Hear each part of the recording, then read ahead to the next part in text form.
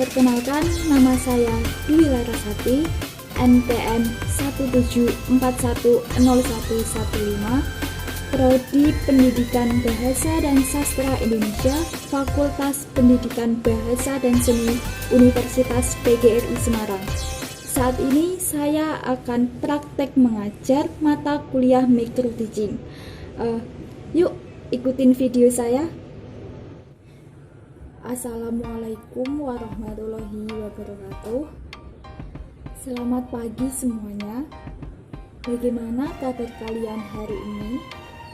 Semoga sehat ya, dan siap untuk mengikuti pembelajaran hari ini.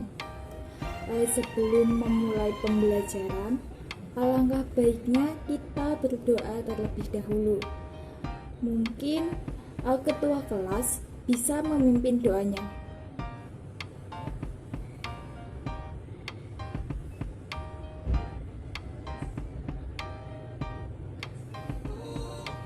Terima kasih. Ibu akan mengecek daftar kehadiran kalian terlebih dahulu.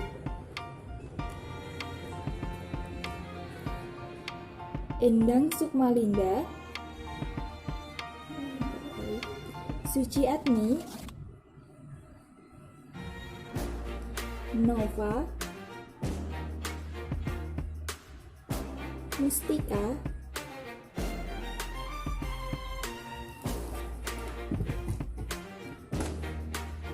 baik, untuk hari ini hadir semua. Mari kita mengucap syukur alhamdulillah karena kita masih diberi kesehatan sehingga kita bisa berkumpul di dalam forum ini. Pada pertemuan sebelumnya, Ibu telah menyuruh kalian untuk membaca materi setelah pertemuan kemarin. Tidak hanya dari buku saja, namun juga dari media lainnya. Kira-kira ada yang tahu materi apa yang akan kita bahas pada hari ini? Pada hari ini kita akan membahas mengenai teks persuasi. Pasti kalian sudah tidak asing lagi dengan teks persuasi. Ada yang tahu pengertian dari teks persuasi? Ada yang tahu? Jadi, teks persuasi adalah teks yang bersifat untuk membujuk, merayu, atau mempengaruhi pembaca. Jadi, pada pembelajaran hari ini, kalian diharap mampu untuk mengevaluasi mengenai teks persuasi, struktur teks persuasi, dan kaidah kebahasaan teks persuasi. Untuk memperdalam atau memperjelas pengetahuan Anda mengenai teks persuasi, Ibu akan sedikit memaparkan mengenai materi teks persuasi. Baik anak-anak, tolong kalian perhatikan apabila ada hal-hal yang penting, nanti kalian bisa catat. Kita mulai saja dari pengertian teks persuasi. Teks persuasi adalah teks yang bersifat mengajak, menghimbau, dan mempengaruhi dengan mencantumkan fakta, bukti, dan kalimat ajakan. Teks persuasi sering kita jumpai di pidato-pidato dan di dalam iklan. Selanjutnya yaitu tujuan teks persuasi.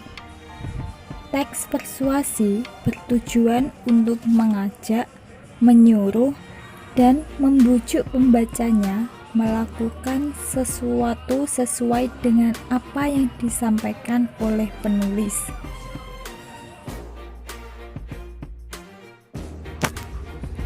Selanjutnya yaitu ciri-ciri teks persuasi.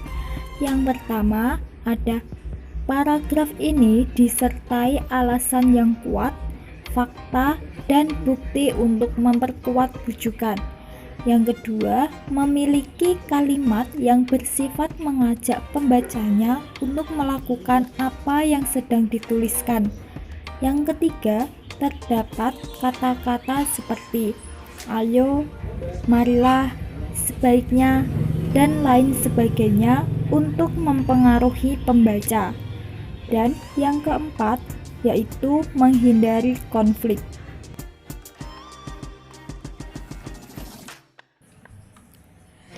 Di sini terdapat 4 macam-macam teks persuasi. Yang pertama, ada teks persuasi politik, yang dimana dipakai dalam bidang politik oleh orang-orang yang berkecimpung dalam bidang politik dan kenegaraan. Yang kedua, ada teks persuasi pendidikan, dipakai oleh orang-orang yang berkecimpung dalam bidang pendidikan untuk mencapai tujuan-tujuan pendidikan. Dan yang ketiga, ada persuasi advertensi, di mana dipakai dalam dunia usaha untuk memperkenalkan suatu barang atau jasa tertentu. Dan yang terakhir, ada persuasi propaganda, dipakai dalam kegiatan kampanye. Selanjutnya, struktur teks persuasi. Teks persuasi memiliki 4 struktur, yaitu pengenalan isu, rangkaian argumen, pernyataan ajakan, dan penegasan kembali atas pernyataan-pernyataan sebelumnya. Kita bahas yang pengenalan isu terlebih dahulu. Pengenalan isu yaitu berupa pengantar mengenai masalah yang menjadi dasar tulisan. Pengenalan isu biasanya ditulis di awal paragraf pertama. Struktur yang kedua ada rangkaian argumen, yaitu berisi mengenai fakta-fakta yang memperkuat argumen-argumennya.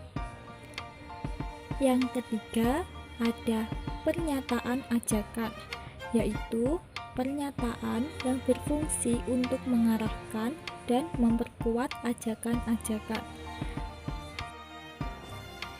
Dan yang keempat, ada penegasan kembali atas pernyataan-pernyataan sebelumnya dan merupakan jawaban atas pertanyaan, mengajak apa teks persuasi itu?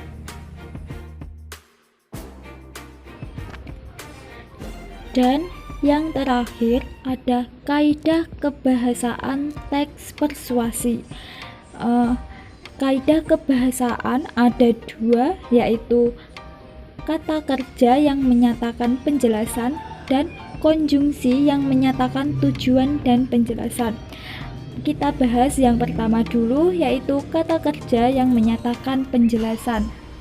Kata kerja ini banyak digunakan pada bagian pembukaan dan penyampaian tesis. Contohnya merupakan, ialah, dan adalah. Kaidah kebahasaan yang kedua yaitu konjungsi yang menyatakan tujuan dan penjelasan.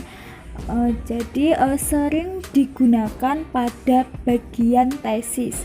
Contohnya agar, supaya, untuk, dan lain sebagainya. Nah, itulah pemaparan materi mengenai pembelajaran hari ini, yaitu teks persuasi.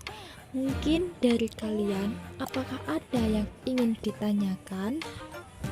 Nah, kalian sudah mengetahui tentang pengertian teks persuasi, struktur teks persuasi, dan kaidah kebahasaan teks persuasi. Sekarang Ibu mempunyai sebuah bacaan, nanti kalian baca dan cermati, kemudian jawablah pertanyaan yang Ibu berikan. Nanti Ibu tunjuk untuk maju atau membacakan jawabannya.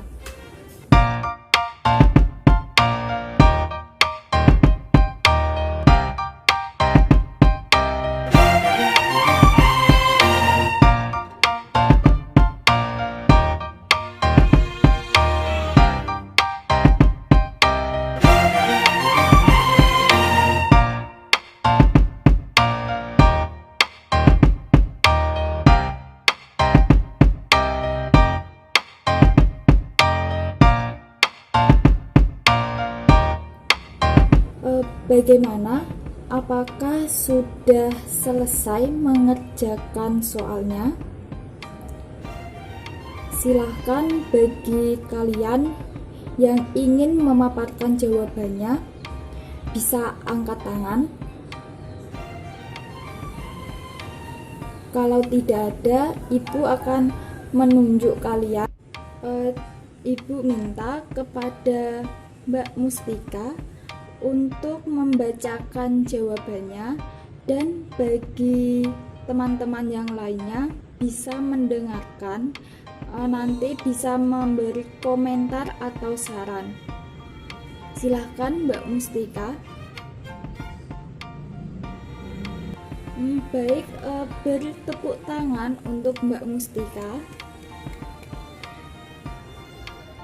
Untuk pertemuan selanjutnya, Ibu akan meminta kalian membuat sebuah karangan mengenai teks persuasi berdasarkan struktur dan kaidah kebahasaan yang baik dan benar.